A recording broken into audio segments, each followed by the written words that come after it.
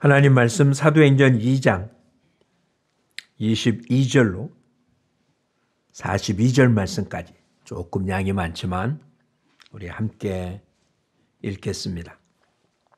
22절 말씀부터 42절 말씀까지입니다.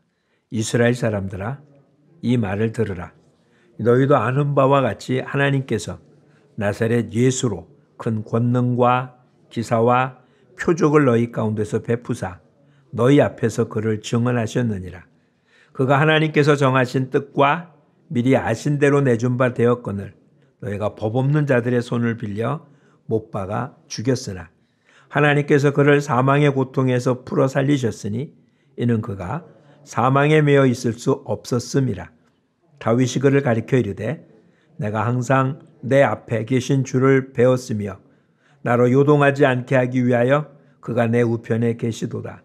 그러므로 내 마음이 기뻐하였고 내 혀도 즐거워하였으며 육체도 희망에 거하리니 이는 내 영혼을 음부에 버리지 아니하시며 주의 거룩한 자로 썩임을 당하지 않게 하실 것이미로다.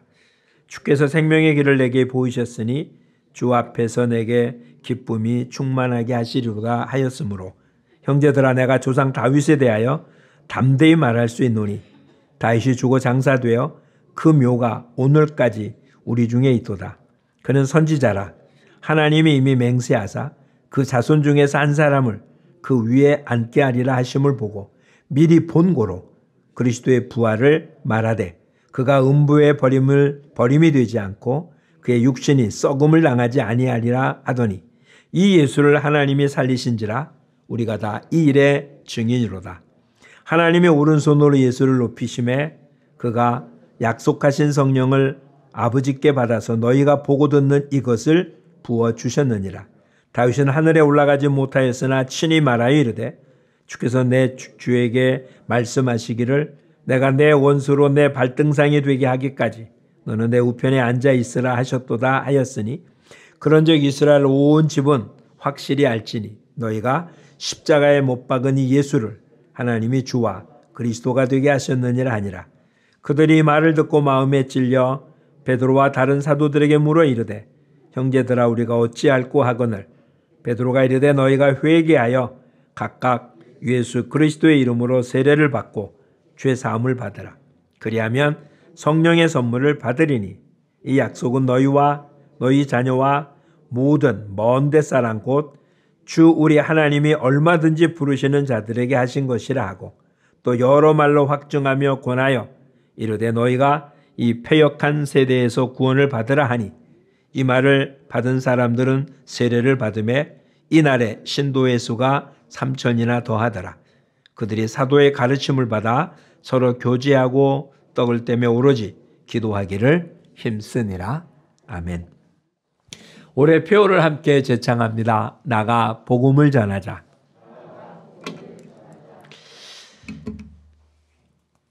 오순절에 엄청난 사건이 일어났습니다. 디아스포라, 전 세계에 흩어졌던 유대인들, 아마 이들은 그 당시에만 흩어진 게 아니라 이미 그의 아버지 때, 할아버지 때 각자 로마 전역에 흩어져 있던 사람들, 말은 유대인들이고 유대인들은 지금도 어느 곳에 가도 자기들의 언어를 사용하듯이 유대인들의 언어를 사용하고는 있지만 그러나 각자 곳에서 태어나서 자기들의 나라의 언어를 쓰고 있던 사람들이 오순절에 제자들로부터 자기 난 곳의 말을 들은 놀라운 일들이 있자 사람들이 두 패로 나눠졌었죠. 이 엄청난 놀라운 사건에 긍정적인 반응을 하는 사람들, 또 술 취했다고 조롱하는 사람들. 그자 베드로가 그들 앞에 서서 지금 주어진 이 엄청난 성령의 사건을 그들에게 설교한 내용, 지난주와 이번 주 내용이 그렇습니다. 즉, 이 놀라운 성령의 역사는 어느 날 갑자기 이루어진 게 아니라 이미 요엘 선지자에 의해서 우리한테 주어졌던 그런 거다라고 이야기한 것입니다. 그래서 베드로 설교의 전반부는 이런 성령의 역사가 어느 날 갑자기가 아니라 이미 구약에 예언되어 있는 그 마지막 때에 성령을 부어주시겠다고 한 그것이 지금 이루어진 거다라고 이야기를 했습니다. 그리고는 이제 두 번째 이 설교의 주제가 이젠 예수 그리스도로 옮겨져 가고 있음을 봅니다. 그래서 오늘 본문의 시작을 어떻게 하고 있습니까? 이 말을 들으라. 너희도 아는 바 같이 하나님께서 나사렛 예수로, 이제는 성령에 대한 이야기가 아니라 예수님에 대한 이야기로 지금 설교의 주제를 바꿨습니다. 그리고 예수님에 관한 이야기는 크게 세 가지입니다. 예수님이 이 땅의 사역, 한마디로 이렇게 표현하고 있죠. 큰 권능과 기사와 표적. 예수님이 사역한 시간은 3년여밖에 안 됩니다. 아주 짤막한 시간이지만, 비록 짧았지만 굉장히 파워풀해서 모든 사람들이 보고 듣고 느낄 수밖에 없는 엄청난 모습을 했던 것이 그의 사역입니다. 그가 그렇게 엄청난 사역을 하고 이것이 그냥 어느 날 감춰진 모습으로 나타난 게 아니라 22절에 보면 너희 가운데 베풀어서 너희 앞에서 그를 증언했다. 이렇게 엄청난 일을 하는 자다가 아니라 본인이 메시아라는 사실을 이와 같은 엄청난 일로, 우리한테는 모르지만 유대인들에게는 이것은 하나님만 하실 수 있는 일들이었어요. 예수님이 그들과 큰 충돌이 나면서도 중풍병자를 고칠 때 뭐라고 말했습니까? 소자야, 내 죄사함을 받았느니라. 그랬더니 그곳에 있었던 많은 사람들이 속에서 웅성웅성했죠. 죄사함은 누구만 할 수 있는 일인데, 하나님만 하실 수 있는 일인데 어떻게 저가 그렇게 하느냐. 그래서 예수님 본인이 죄사함의 권한이 있다는 사실을 알려주려고 라고 말해요. 다시 얘기하면 본인이 누구라는 얘기입니까? 하나님이라는 이야기를 표적과 기사를 통해서 보여준 것입니다. 그것을 믿는 사람도 있고 믿지 않는 사람도 있었죠. 예수님의 사역에 대한 이야기를 짤막하게 합니다. 두 번째는 십자가의 죽으심이죠. 그렇죠? 23절. 너희가 법 없는 자들의 손을 빌려 못 박아 죽였다. 예수 그리스도가 이 땅에서 죽었다. 누구 때문에? 너희 때문에 라고 표현하고 있는 거잖아요.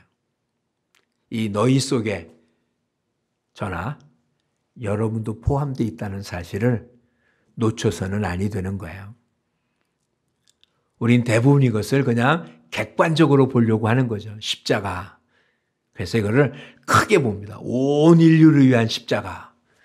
온 인류를 위해서 예수님 십자가를 지었다. 틀린 말은 아닌데 맞는 말도 아닌 거예요. 예수님의 죽으심은 나를 위한 죽음이죠. 왜 죽으셨습니까? 뭐 때문에 죽었다고요? 너희가 법 없는 자들의 손을 빌려 못 박아 죽였다. 사망은 왜 있었습니까? 히브리서에 기록한 대로 죄의 싹시 사망입니다.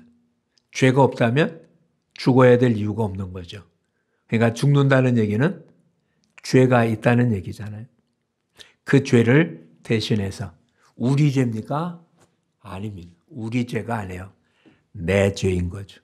예수님의 죽으심은 나 때문에 죽은 것이고 내가 그를 십자가에 못 박게 했다. 이것이 지금 베드로의 설교인 거예요. 십자가는 누구를 위해서가 아니라 우리라고 하는, 넓게 보고 나면 내가 좀 편안해지는 거 아니에요? 그렇죠? 잘못을 해놓고 어떻게 해요? 혼자 잘못한 게 아니라 어떤다고요? 우리가 다 같이 저질렀다 그러면 그만큼 죄책감이 적어지는 것 아니에요? 예수님 십자가 달린 건 맞는데 왜 십자가 지셨다고요? 우리 모든 인류의 죄를 위해서. 그럼 좀 가벼워지잖아요. 근데 실상은 그게 아니라 내 죄 때문에 십자가 지신 거고 또한 내가 그를 십자가에 못 박게 했다. 이게 지금 베드로의 설교인 거예요. 맞아요? 이 설교 여러분 아멘 하실 수 있으십니까? 예?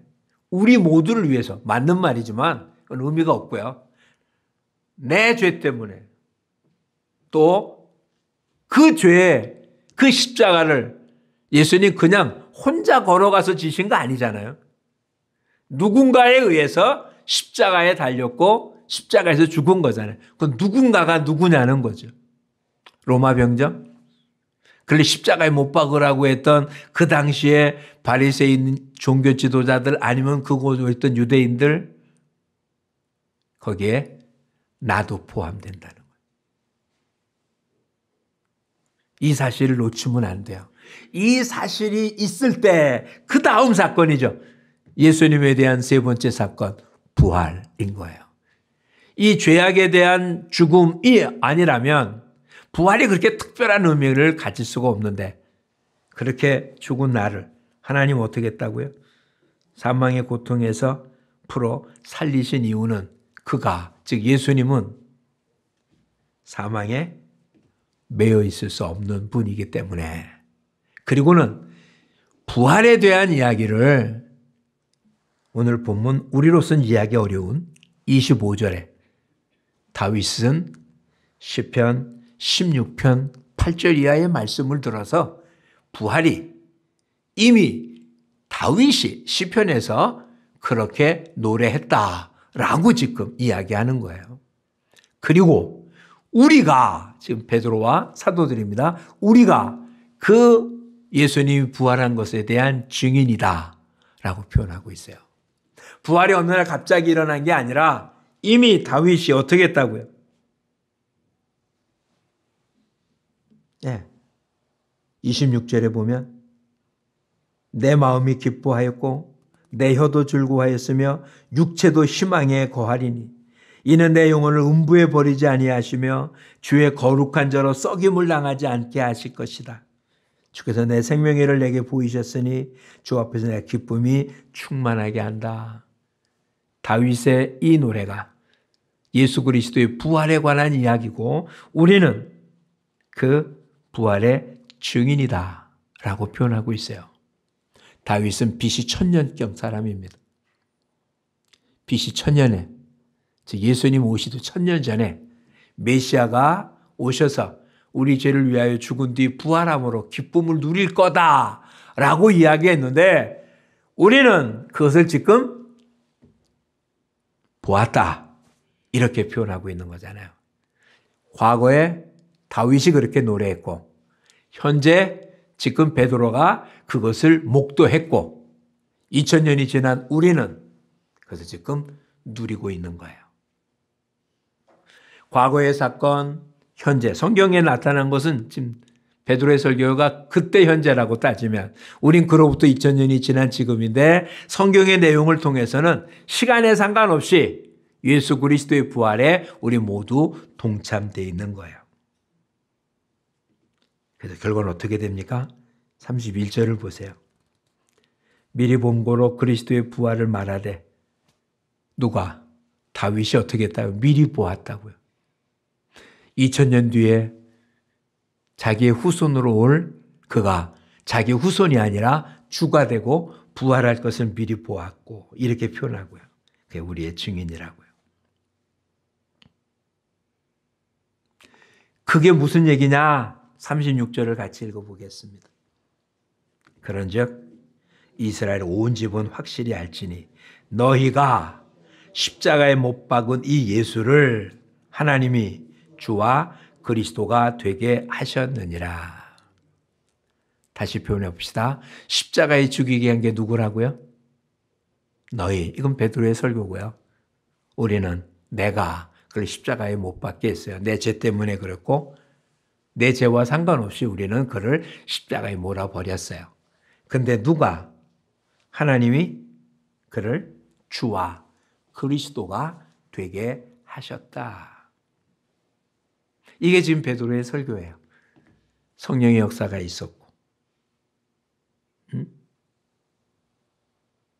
하나님이 그를 부활시켜서 그가 우리의 그리스도 구세주다. 그랬더니 사람들이 어떻게 했다고요? 37절에 이 말을 듣고 마음에 찔려 우리가 어찌할꼬. 설교는 평가를 내리는 게 아니에요. 이해하는 게 아니에요. 설교에 반응하는 거예요. 하나님 말씀의 선포에 반응을 하는 거예요. 우선 이 설교를 하기 전에 어떤 반응이 있었습니까? 술 취했다 라는 반응이 있었어요. 그렇죠? 아니면 이 말씀이 어떤 일이냐라고 놀라는 반응이 있었습니다. 베드로의 설교 끝난 다음에 어떤 반응이 있었습니까? 우리가 어떻게 해야 되느냐고 마음에 찔려서 고통스러워했어요. 오늘 은혜 받았습니다. 이게 평가가 아니에요. 이건 평가예요. 좋다 나쁘다. 반응을 하셔야 돼요. 하나님의 말씀을 뭐와 똑같냐면 비행기 타려고 공항에 가면 어디를 통과합니까? 모든 짐들을 엑스레이선 통과하잖아요. 열어보지 않아도 그 안에 뭐가 있는지 다 들여다보는 것처럼 어찌 보면 말씀이 오늘 이 설교가 성령님을 통해서 우리 마음을 읽게 하는 거예요. 딴 사람이 보게 하는 게 아니라 자기가 자기를 볼 수 있게 하는 거예요. 여기에 대해서 내가 어떻게 반응할 거냐는 거죠. 다시 표현해 봅시다. 십자가 누가 지게 했다고요? 내가. 예수님을 십자가에 못 박게 한 게 누구라고요? 내가. 예수님이 부활하셨어요. 그래서 우리의 구세주가 됐어요.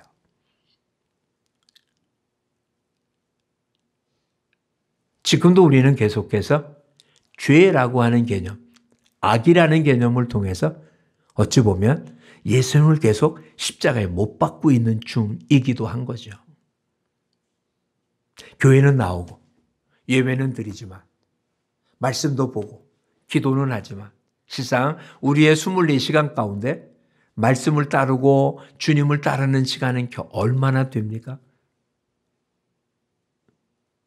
오늘 새벽에 우리는 요즘 요한복음을 보고 있는데 어둠 가운데 예수님이 오셨거든요. 근데 어둠이 빛을 좋아하지 않아요. 이해가 안 되잖아요. 도대체 왜 어둠이 빛이 되면 좋을 텐데 왜 빛을 좋아하지 않을까? 이렇게 생각하셔야 돼요. 빛을 알고 있는 사람은 어둠이 싫어요. 밝음 속에 보는 사람은 못 보면 두려워요. 그렇죠? 그래서 태어날 때부터 보지 못한 장애인은 당연히 그렇게 생각하지만 중도 장애가 생겨서 못 보게 되면 얼마나 답답하겠습니까? 그렇죠? 여태까지 봤는데 어느 순간 못 보게 된다면 얼마나 힘들겠어요. 그런데 아예 처음서부터 듣지도 못하고 보지도 못했던 사람이라면 얘기해도 의미가 없잖아요. 다시 얘기하면 어둠이 왜 빛을 싫어하냐면요. 사람은 처음서부터 어둠이었어요. 빛이 하나도 없나. 오늘 새벽에 이렇게 말씀드렸습니다. 동굴, 깊숙한 곳에 있는 동물이나 곤충들은 시력이 없죠. 아예 빛이 없기 때문에 눈이 발달 안 됐는지 아예 처음부터 눈이 없었는지 왔던 눈이 의미가 없어요. 그렇다고 사는데 지장이 있습니까? 그 속에서 사는데 아무런 지장이 없습니다. 건태 가서 너는 눈을 못 떴으니까 불행하네? 너는 빛이 없으니까 뭐하네? 라고 얘기해봐야 아무런 의미 없어요. 원래 빛이 없었기 때문에 그냥 살고 있는 세상이 그들 나름대로의 빛이었던 거예요.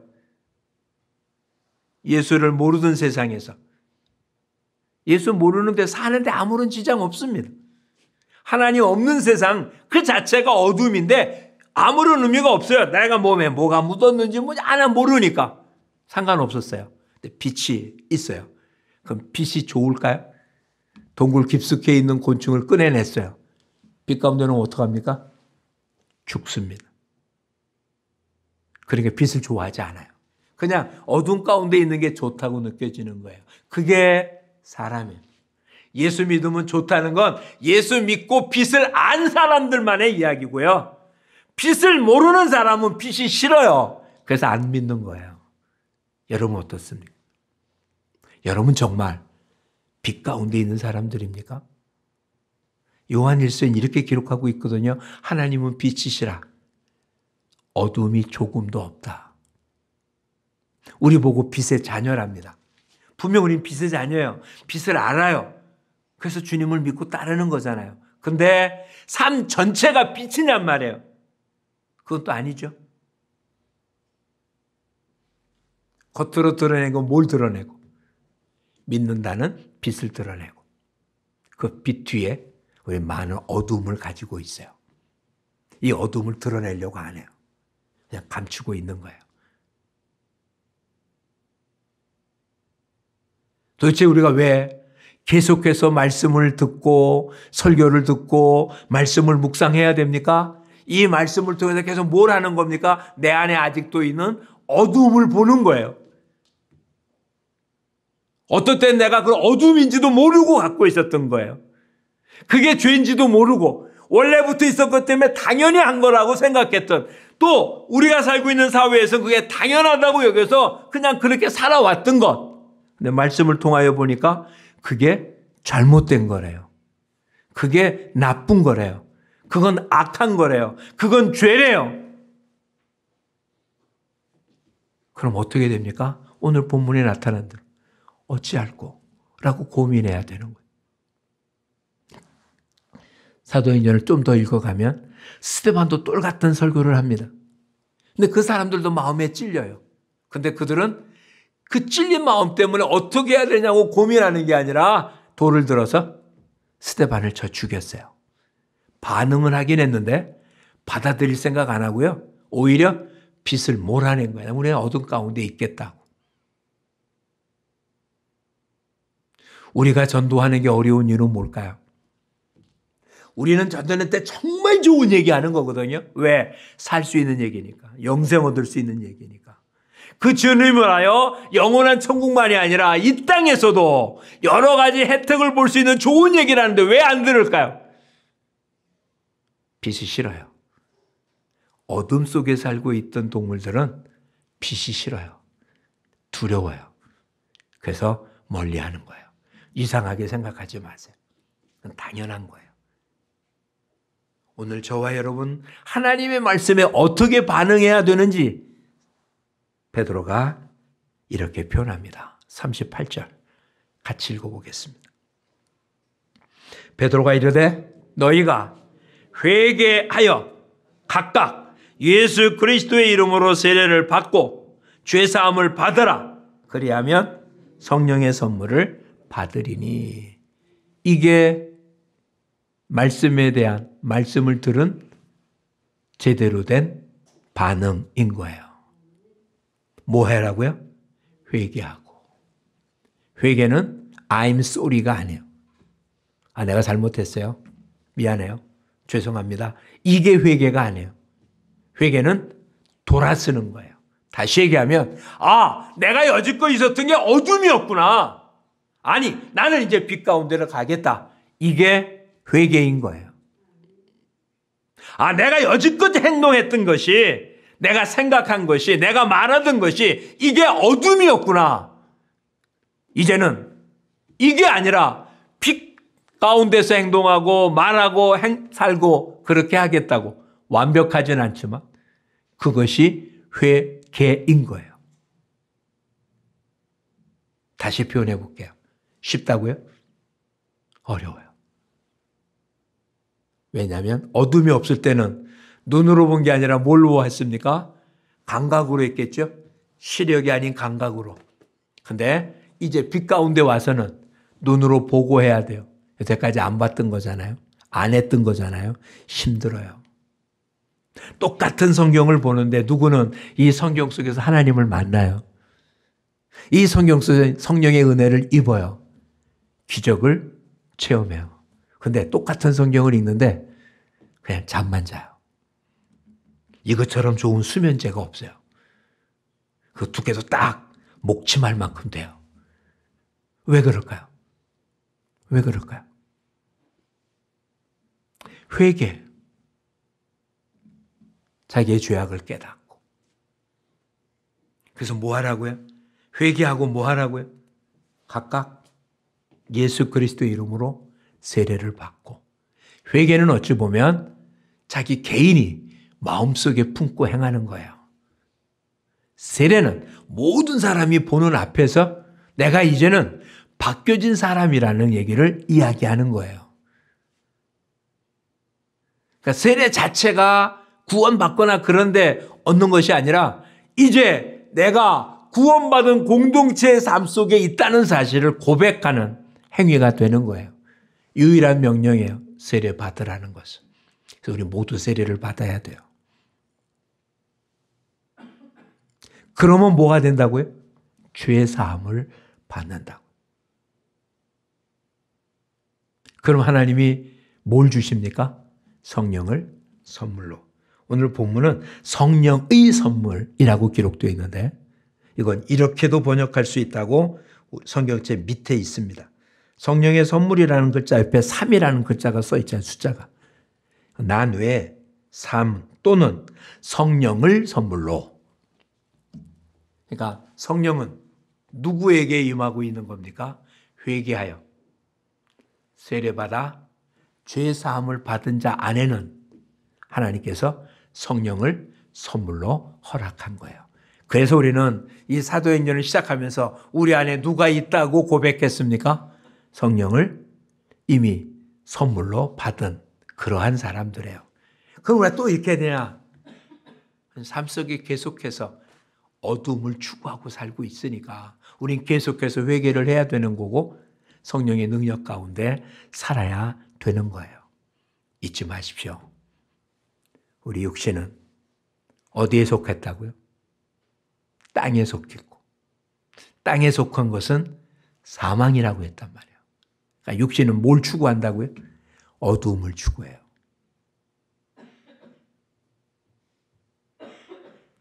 그래서 요한 1서에는 뭐라고 표현했을까요? 한번 찾아보겠습니다. 요한 1서 2장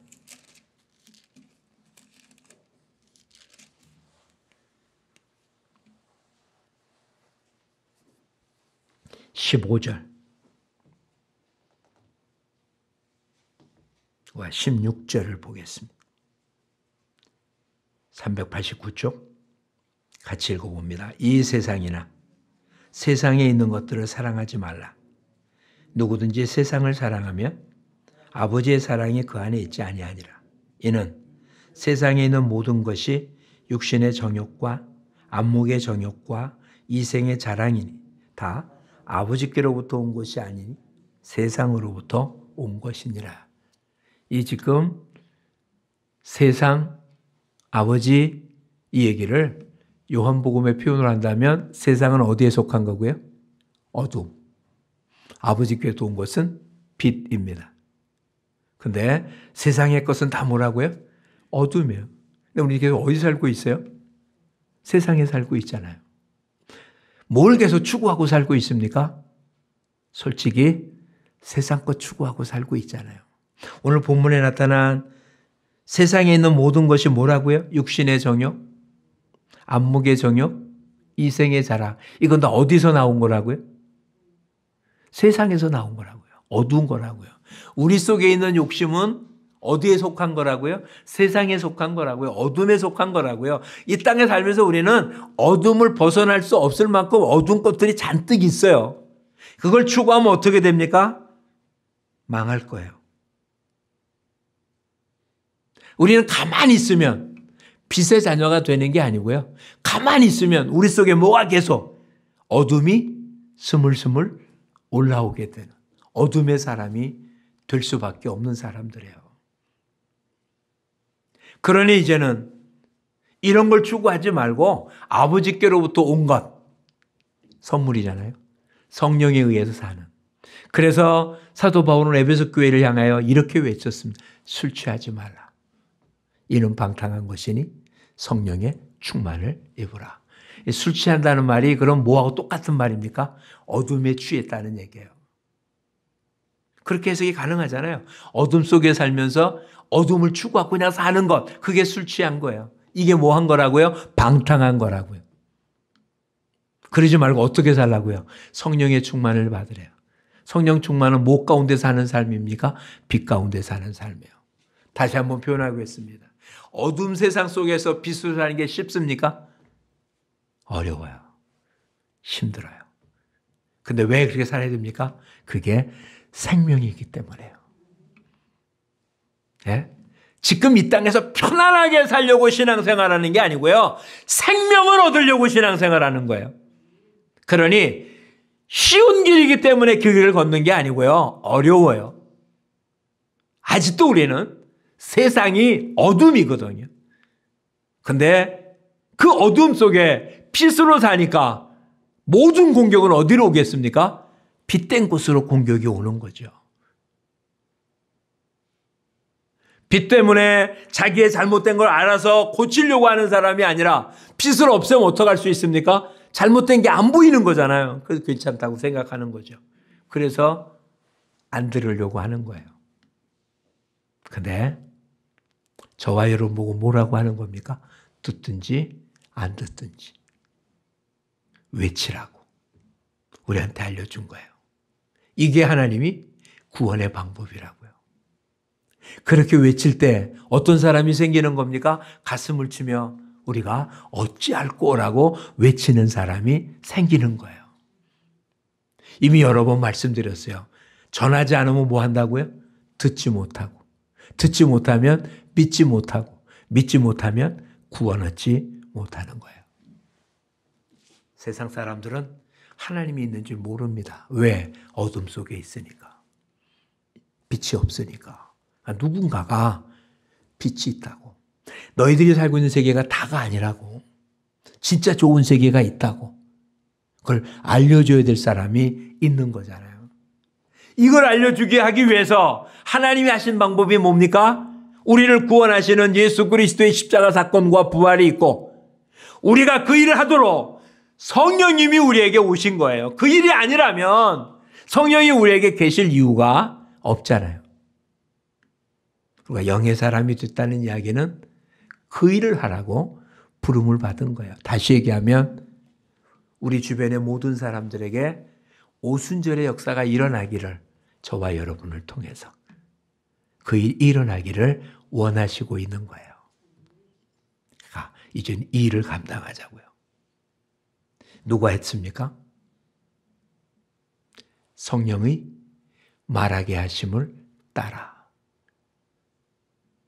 저와 여러분 신경 쓰지 말자고요. 베드로가 공부 많이 한 사람이었습니까? 아니에요. 지금으로 따진다면 스펙이 없는 사람이에요. 학력이 없어요. 공부를 안 했다는 사람은 아닙니다. 근데 학력은 없어요. 사회적 지위도 없어요. 그의 유일한 직업이 뭐였습니까? 어부예요. 그게 전부 다예요. 그가 이런 설교를 할 수 있었던 것, 그가 한 겁니까? 아닙니다. 성령이 하신 거예요. 또 이때 3,000명이나 되는 사람이 구원 얻게 된 것은 그가 설교를 잘했기 때문일까요? 아니요. 때가 됐기 때문에 그런 거예요. 근데 우리가 전할 때는 왜 사람이 안 믿을까요? 아직 때가 안 됐기 때문에 그런 거예요. 때는 우리가 모르니까. 우리는 나한테 주어진 일만 하면 되는 겁니다. 이렇게 결론을 맺겠습니다. 우리는 빛의 자녀입니다. 다시는 어둠으로 돌아가면 안 됩니다. 너무 억울합니다. 근데 아직도 우리 안에 뭐가 있다고요? 어둠의 세력은 계속 있습니다. 이걸 계속 이겨나가야 되고요. 그리고 우리 주변의 사람 한번 보자고요. 어둠 가운데 영원히 죽어가는 사람들을 불쌍히 여겨야 됩니다. 불쌍히 여기지 않으면 그들에게 빛을 소개할 이유가 없고 반대하는 사람에게 전해줄 이유가 없습니다. 불쌍히 여기니.